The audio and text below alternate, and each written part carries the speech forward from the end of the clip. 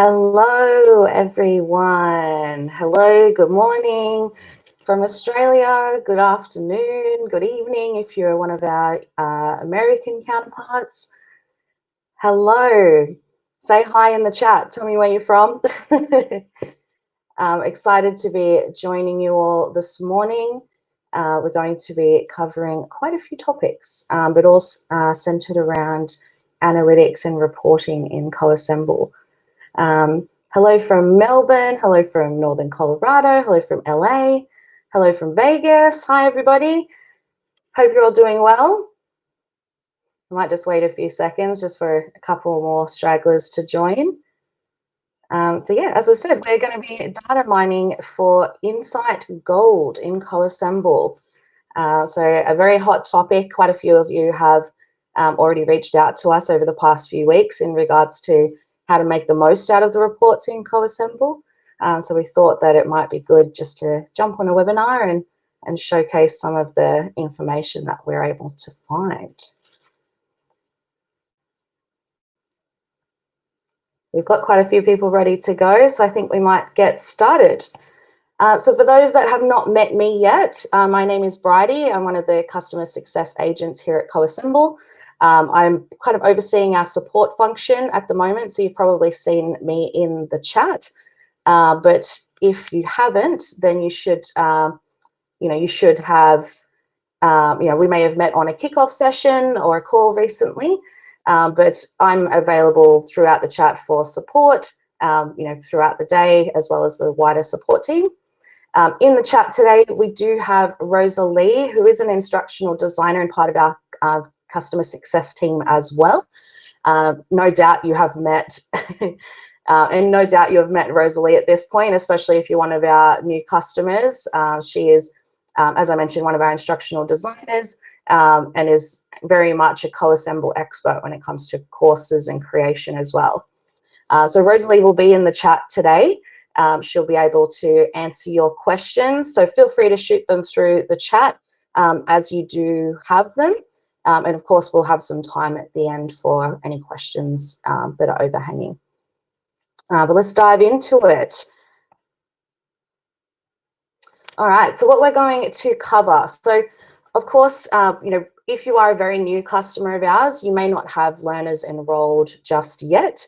But when you do, you're obviously going to quickly want to understand how to find those insights into your training data. So the data that you may need could relate to actual learner progress, or even just understanding how effective your training is. So whether you're a new customer that's just wanting to get your first pilot course up and running, or one of our legacy or older customers that's wanting to improve upon your current reporting methods, then we're going to be having a look at that today. So we're also going to try and understand how and when we're going to actually have a look at those results. As we understand, some reporting may need to occur daily, weekly, monthly, or we may even be doing like annual reviews of content and reporting as well. Knowing how to measure results is also an important factor. So when we see the data in these reports and the different analytics that we're seeing, we obviously want to make sure that we're getting the proper understanding from those findings to then be able to make effective decisions, whether it's changes to the content, changes to method of delivery, and everything in between. And then also the big picture. So we want to understand what is our big picture in terms of our reporting and the data that we're trying to find.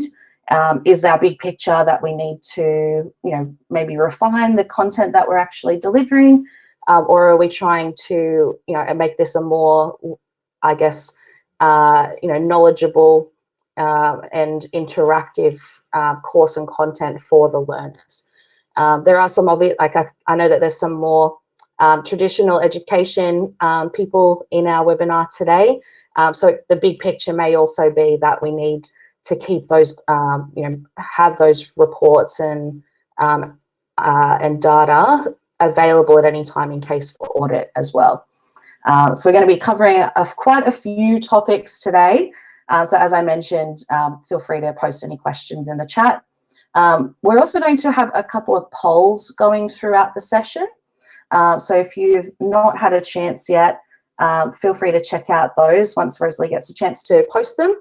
The first one we're going to try and understand is, why are you, why is it important for you at the moment to understand those reports and data? So feel free to respond to that poll when you get a second.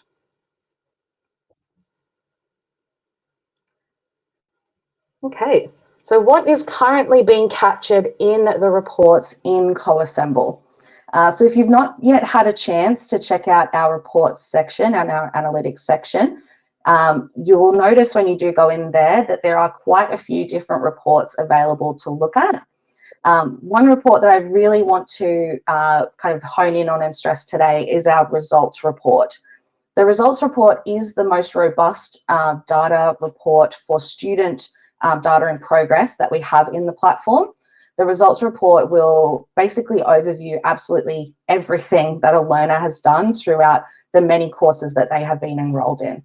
So what I'm going to quickly do now is share my screen, and we can have a quick look at the results report. So in the platform here, so we've got our report section and the little icon on the left-hand side, and the results report here is the one that we're going to quickly have a look at. So as we can see across the top of this data, there's quite a few different headings available, and the results report is effectively what's going to make up a lot of our other learner data reports. So we also have our course report and our group report available, and these will basically compose the information that you see in the results report. Why I think the results report is really important is that we're getting data for every single course that the learner has been enrolled in, and we can see all of the progress for each of the individual modules in that course as well, including the time spent on each of those modules. And this one can be exported as a CSV file, which can then be opened in Excel or Google Sheets for further analysis. But I find this one a great place to start because you're going to be able to see the overall progress for all of your learners in the workspace. You may be delivering quite, either just the one course to start with or quite a number of courses concurrently. And it could be very important to you to understand, at a glance, how many of those learners across all of their courses have, how they're progressing. And this one will have all of that information in one space. So when we're talking about what data can you actually find, what we're seeing here is the learner, the group they're enrolled in, the course that they are enrolled in, when they commenced and completed the course, whether or not they've completed the progress or how much they've completed, whether or not they've been deemed competent in the actual, in the course that they've studied, and then the overall time that they have spent on this course. So as I scroll down the page, we can obviously see each of the individual courses as well. So as a starting point, I think that this one is, I guess, a really helpful one to have and to be, conducting your additional analysis offline as well. I'm just going to jump back in here. There we go. So for the results report, just bear with me while I fix this up. As I said, the results report does have, I guess, the most learner data available at a glance, but we do have other reports dedicated to the content itself. So we do have the lesson report, the quiz report, and the assignment report, and those reports are super helpful when you are I guess, assessing the effectiveness of your content, because those reports will show you just how often the learners have viewed that piece of content and the average amount of time that they have spent viewing it. This can be extremely helpful when it comes to understanding the effectiveness of your training. For example, if a learner has spent, maybe only 30 seconds on average in a specific lesson module, maybe we need to break up that training with some different, challenge templates, for example, just to make sure that they are, spending the most time and absolutely understand the information that is being shown to them. Sorry, bit of a brain fart there.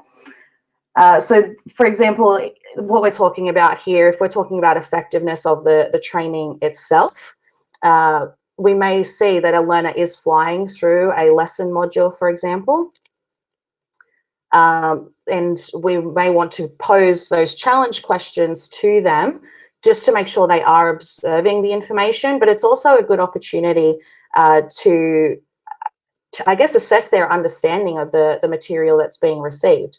If they're getting stuck on a challenge question, then it may be that the information that's being presented throughout that lesson isn't quite as clear, and maybe it needs to be refined.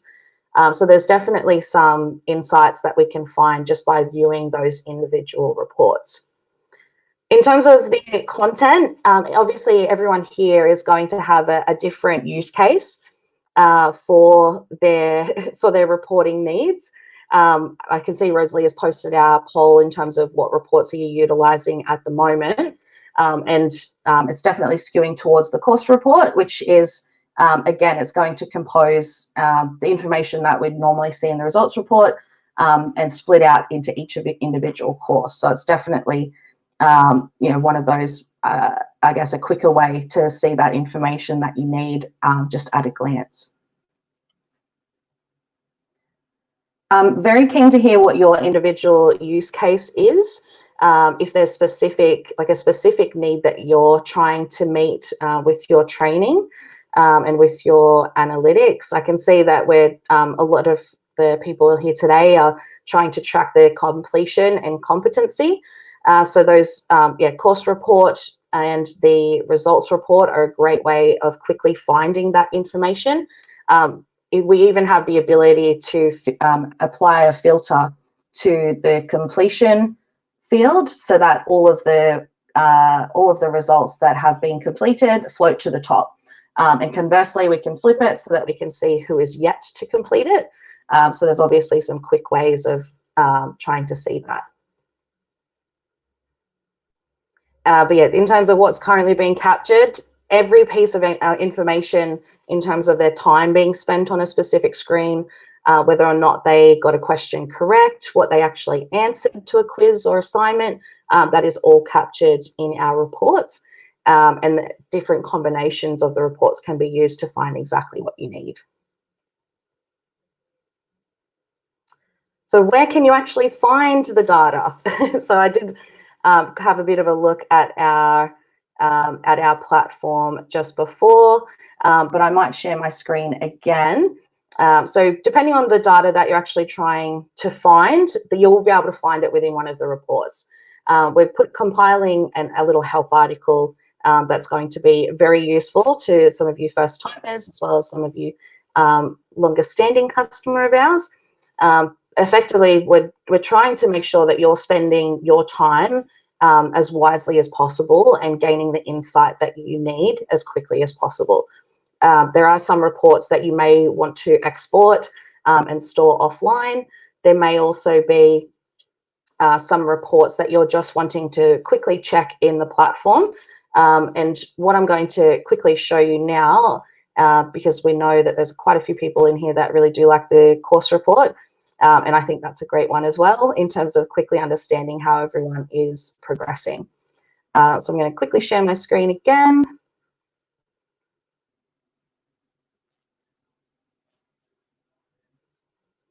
Here we go. So the results report at the moment, we may have just rolled out another course and we want to quickly see how everyone is progressing through that actual course. So we can have a look at the course report. So this one, we're going to see the list of all of the courses in our workspace, and we're going to select one that we're wanting to basically check. Once I expand that, all of the groups that are enrolled in that course will be visible, and I can click on a specific group. And in this report, I'm going to see absolutely everyone that's been enrolled into this course via our Australian group in this instance, who has commenced and completed. And as I mentioned a moment ago, we do have these filters across the top of the screen that can be quickly toggled if we're wanting to see, for example, who has actually completed this course. So we can toggle those there. So in terms of finding the data that you need, I implore you to familiarize yourself with the different headings that are available for each report, and I guess have a bit of an understanding of what you're actually trying to find. It may be that you have quite a number of groups that have been enrolled into different sets of courses, and you may want to understand just what that particular group, how they are progressing. So in that instance, we may use the group report, which I guess similar to the course report, it'll bundle all of those together. So the reports that we have available here, the top 4 are based on actual learner results. The next 3 are based on the resources, so the progress and amount of times each of these resources have been viewed. And then down the bottom, we can have a bit of a look at the usage and of the different resources in the platform as well. So, who's actually logging in, if we're sharing stuff via a URL, how many times has it been viewed, and also, for the individual, I guess overall participation and resource creation, how is it being used and utilized? So, a lot of data to be found, and as I mentioned, dependent on your use case, you may use a combination of these reports. If you're very new to the platform and you don't have data in your platform just yet because you're still building out your first course, one thing that myself and Rosalie will definitely encourage is, once you've maybe done a first pass of that course you've created, enroll one of your peers into it. Not only will they be able to review the content that you've created, but it'll also mean that you've got some data to be able to play with and get a better understanding of the reports that you have available. I think it may not necessarily be something that's high on the priority list when you're new, but it will quickly be an important one as soon as you've rolled out that first course, because obviously you want to know just how effective it has been. So you may be looking at a combination of those lesson reports. You want to have a look at the individual learner reports to make sure that people aren't getting stuck on specific screens or modules, and then maybe the results overall, just to see what kind of time frame and everyone is spending across the courses that you've created. If you have any, if you have a unique use case, or if you're wanting a bit of advice on where to look, feel free to message in the chat for the webinar now. Or you can always message us via the live chat in the platform as well.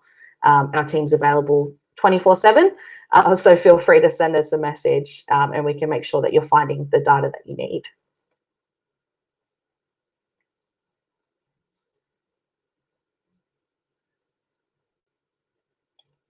Alrighty. So we've got a couple of, I can see I had a couple of technical difficulties at the start, which is looking like it's been resolved in the chat. Rosalie's in there answering any questions. And I can see, yeah, Ashley had a question about average time spent on a course, which, yes, you can see an overview of it all and then have it broken down as well. So we've got some advice going there. The next topic I want to cover is who can actually access the information in the reports. I know that for quite a few of you that the permissions and roles in the platform are extremely important, and making sure that each of your trainers or colleagues or managers and bosses has the ability to check out these reports is just as important as well. What really needs to be considered is who should have access to what. Depending on your trainer's requirements, they may be a group trainer, for example. They are responsible for a specific group and cohort within the platform. If they have the teach permission, which they are given by default as a group trainer, they will be able to see data for all of their learners within that group. So when they look at the course report, for example, they'll only be able to see the courses that their group is enrolled in, and they will only be able to see the learners that are enrolled in their group. They're not going to be able to see absolutely everyone in the platform, which can be quite important if you've got possibly sensitive information, or you're training, you've got kind of external learners coming into the platform and different managers responsible for them. It can be really important to kind of designate that level of permission. You can also grant permission at a higher level as well. So if someone is requiring access, almost like an eagle eye view, and to be able to see all of the progress for everyone, which if you've got other managers or administrators in the platform, or maybe the CEO wants to be able to drop in and have a look at everything at a glance, then we would encourage them to have a workspace level teach permission. This means that they'll be able to access all of the learners in the platform and all of their associated reporting, as well as the content specific reporting. Again, if you do have a unique use case where you're needing to grant that access, but not quite sure how to do it, we do have some useful articles as well in terms of like what role and what permission I should give my trainer. That's going to break down that information and make sure that they do have the right access. As I mentioned, oh, yep, then there we go. Rosalie's linked it in the chat. Thank you.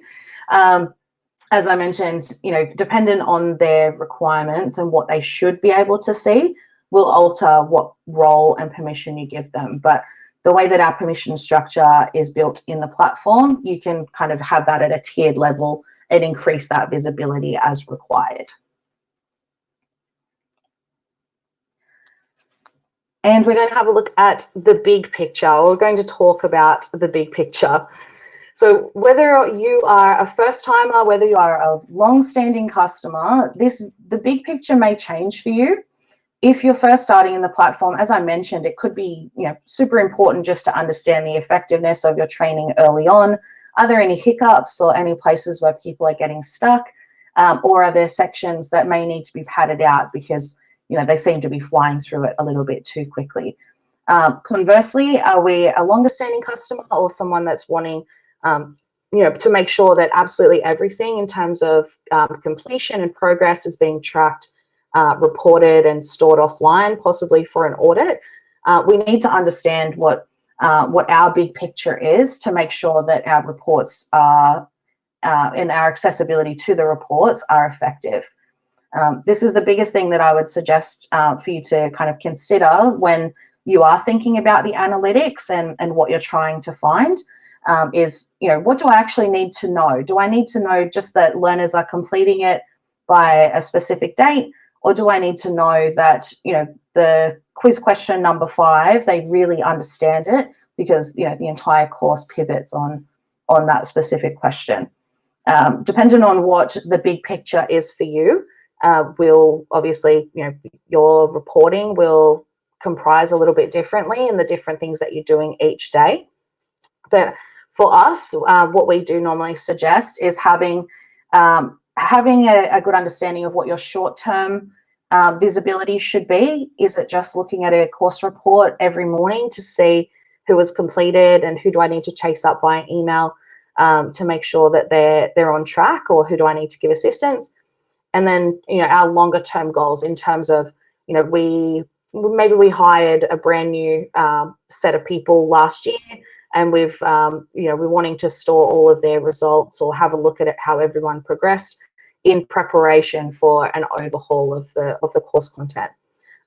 Regardless of what it is, the reporting in Coassemble is there to back you up and make sure that you have all of that information at your disposal. So chat to us. Let us know what your needs are and what your big picture is, because if we're able to, one thing that we pride ourselves on is it's our support, and we'll be able to assist you in making sure that you have access to the data that you need. And a thank you. So I want to thank you all for attending today. Rosalie is going to post a quick poll just in terms of topics that you may like us to cover next. But if you have any questions in terms of what we've covered this morning, or if you've got any specific use case queries or reporting and insights that you'd like to find, well, you can hang around for a few seconds in the chat and answer any questions as you've got them.